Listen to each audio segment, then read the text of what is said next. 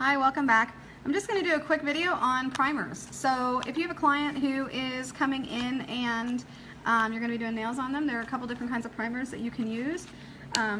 I like to use on my clients who tend to go a month a combination of two different primers because they work differently. They have different jobs. So this is my standard no-lift primer. It's a methyl methacrylate primer. It really helps to dehydrate the nail. And what I'm going to do is I'm going to bleed it. So I use a little tiny brush, and I actually just touch the rim of the primer and then bleed it off because you don't want a lot on there. And I'm just going to touch the new growth.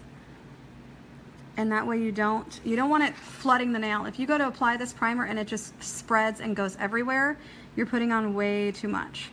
But the Mr. Tom Holcomb once told me that this primer will dehydrate and microscopically etch the nail. So it does a very specific couple of jobs that your standard sticky primers don't do.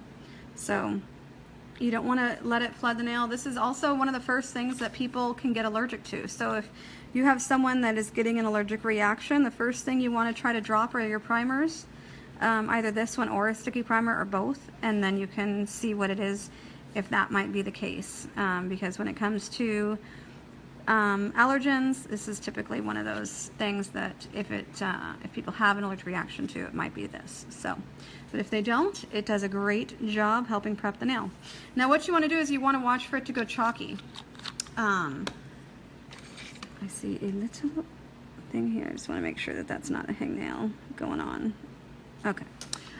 You want it to go chalky. So if you look back on the hand that we've already done, you can see that it already looks totally dried out. So that means that that's ready for my next primer. So this time I'm going to use a Fix-It, which is the Accents sticky primer. It's very similar, chemical to all of the other sticky primers out there. So if you have something from Young Nails or whatever, feel free to use that. Again, you don't want to put much on there. So when I go ahead and dip in here, I'm still going to go and bleed off. I just did it kind of out of view.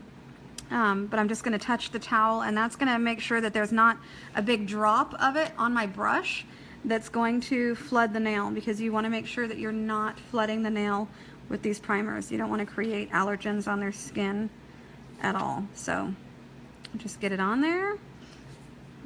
Real world nails, you want to try to get your clients done in about an hour, so you don't want to dilly-daddle. You want to get this product on there and move on. Okay, so those are the two primers. This one is not going to chalk over. What it's going to do is go from a shiny surface to a little bit of a matte surface as it dries. And so once it goes matte and you don't see a watery shiny surface, you're ready to go with your bonding gels. Thanks all.